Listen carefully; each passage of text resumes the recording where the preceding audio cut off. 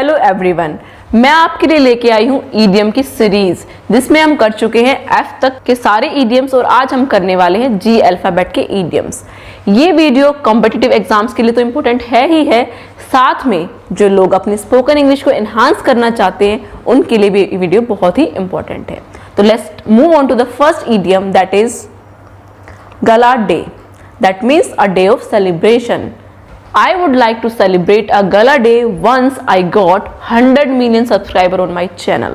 यानी जिस दिन मेरे चैनल पे मेरे 100 मिलियन सब्सक्राइबर्स हो जाएंगे, I will throw a grand party, I will celebrate a gala day, but that's only possible with your cooperation। So don't forget to like, share and subscribe our channel and hit the bell icon। Now move on to the next idiom, that is get away with। Get away with means to escape, यानी किसी चीज से बच निकलना। यानी you can't get away with studying, यानी आप पढ़ने से बच नहीं सकते हो। You have to study, you can't get away with, किसी चीज से बच निकलना। Next idiom is get down to. हम हिंदी में भी कई बार बोलते हैं कि वो कड़ा पड़ के लगा हुआ है। पड़ के क्या वो जमीन पे गिर गया? नहीं। गेट डाउन टू का मतलब गिरना नहीं, बल्कि होता है किसी चीज के लिए डेडिकेशन के साथ, हार्डवर्क के साथ काम करना।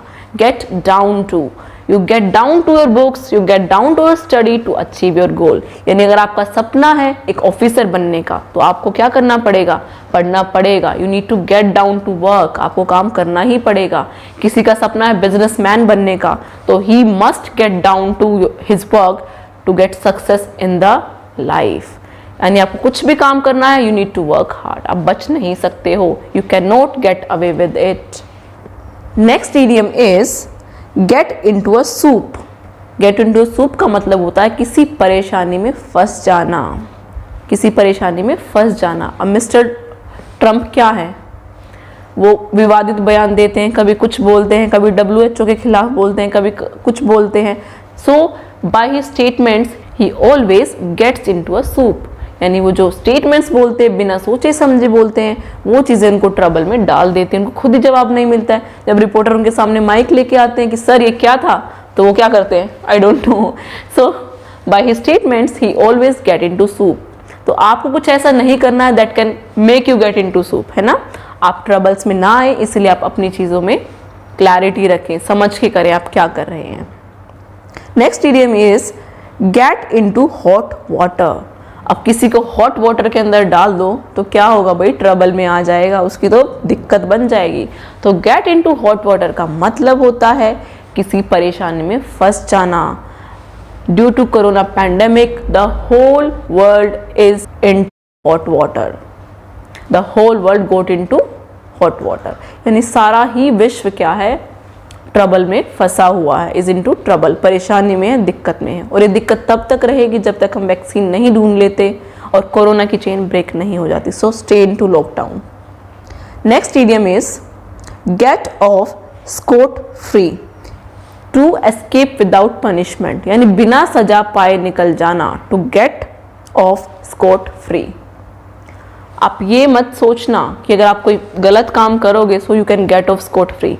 मैं सब देख रही हूँ, मेरी नजरें यही हैं। You can't get off scot free, alright. तो कुछ भी गड़बड़ मत करना। You can't get off scot free. Next idiom is get on one's nerve. Get on one's nerve क्या होता है कि भाई मेरी तो सर की नसें फट गई। कब? जब कोई बहुत ज्यादा इरिटेट हो जाता है, बहुत ज्यादा अनॉय हो जाता है। We can say get on one's nerve. अब मेरे पड़ोस में चंपा है, वो हमेशा कभी दाल, कभी चीनी, कभी तेल मांगने आती रहती है। So she always gets on to my nerves, यानी वो मुझे इरिटेट करती है, अनॉय करती है। मेरे पड़ोस में छोटे छोटे बच्चे हैं, while I try to make video they get on to my nerves.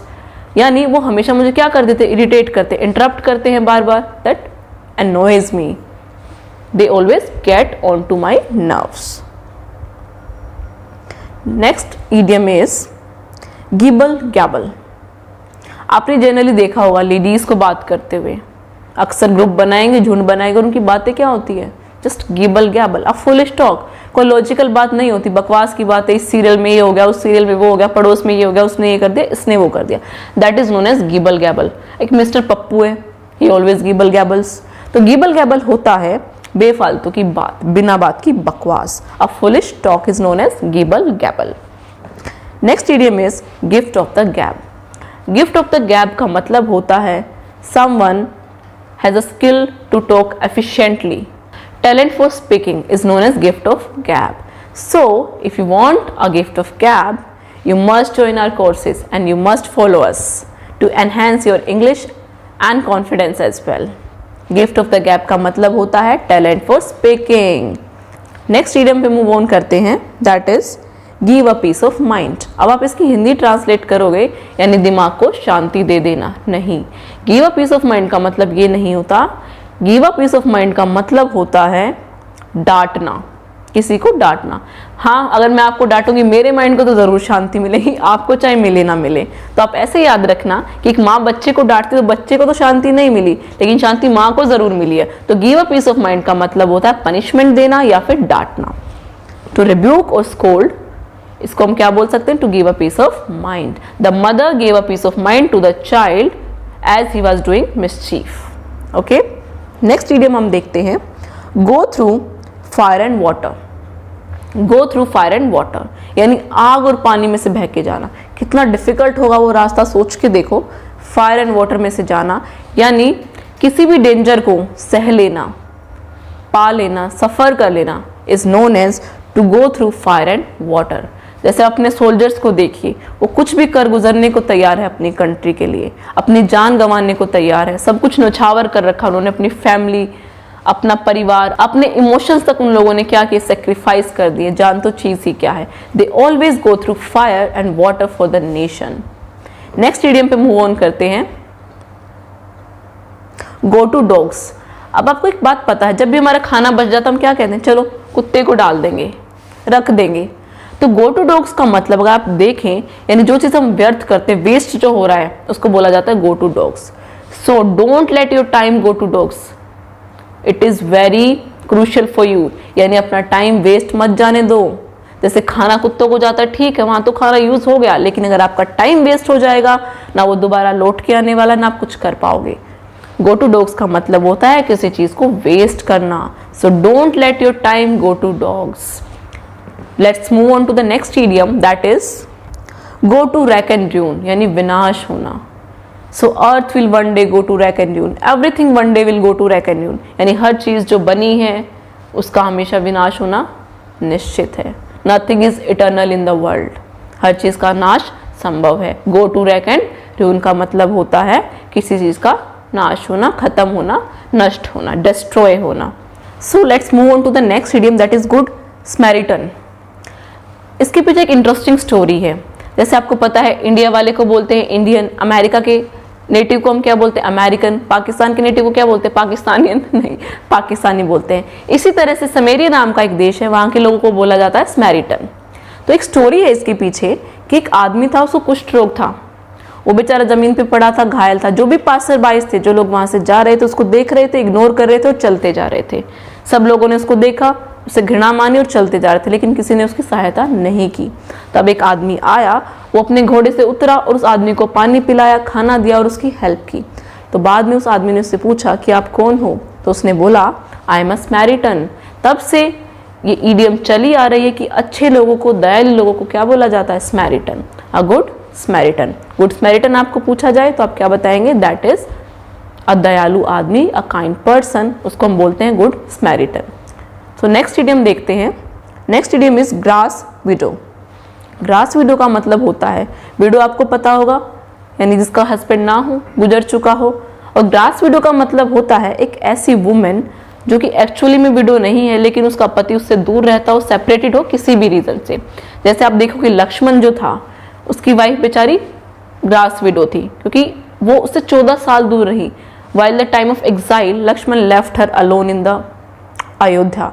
तो वो क्या थी? ग्रास विडो थी उस टाइम। उसने बहुत लंबे टाइम तक अपने हस्बैंड का इंतजार किया, वो सेपरेट रही, उससे अलग रही।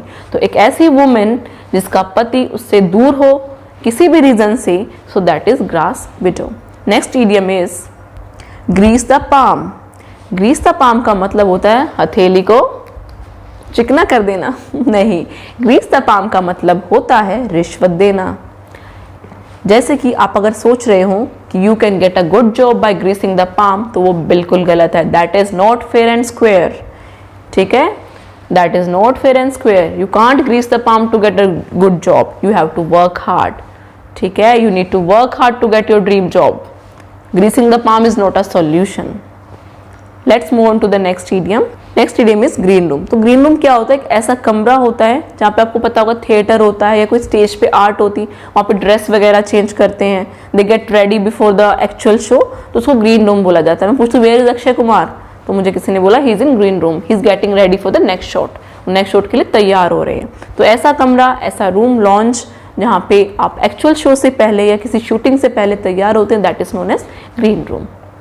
Next idiom is grist to one's mill. Mill का मतलब होता है कारखाना। ग्रिस्ट टू वंस मिल का मतलब होता है कि भाई वो चीज़ जो मेरे कारखाने के लिए फायदेमंद है। अगर मुझे आटा बनाना है तो मुझे उसके लिए क्या चाहिएगा? गेहूं चाहिएगा। यानी मेरे मिल के लिए क्या जरूरी है? मुझे गेहूं। यानी एक ऐसी चीज जो आपके काम के लिए फायदेमंद हो, चाहे आप कुछ भी काम कर रहे हो, उसको हम बोलते हैं ग्रिस्ट टू वंस मिल। या फिर हम बोल सकते हैं इसको something that can be used for one's advantage. जैसे मेरा एक फ्रेंड है मिस्टर पप्पू, उसके अच्छे पॉलिटिकल कनेक्शंस हैं, तो मैं क्या कह सकती हूँ? He is grist to my मिल, यानी वो मेरे किसी ना किसी दिन काम आ सकता है, कुछ ट्रबल होगी तो वो हैंडल कर लेगा, because he has connection with influencive people on politician level. ठीक है, ग्रिस्ट टू वंस मिल यानी ऐसा व्यक्ति, ऐसी वस्तु जो आपके लिए फायदेमंद हो। तो यहाँ हमने जी वाली सीरीज कंप्लीट कर ली है। आई होप आपको वीडियोस पसंद आ रही हैं। चैनल को लाइक करना, शेयर करना और सब्सक्राइब करना ना भूलें। Bye bye till then.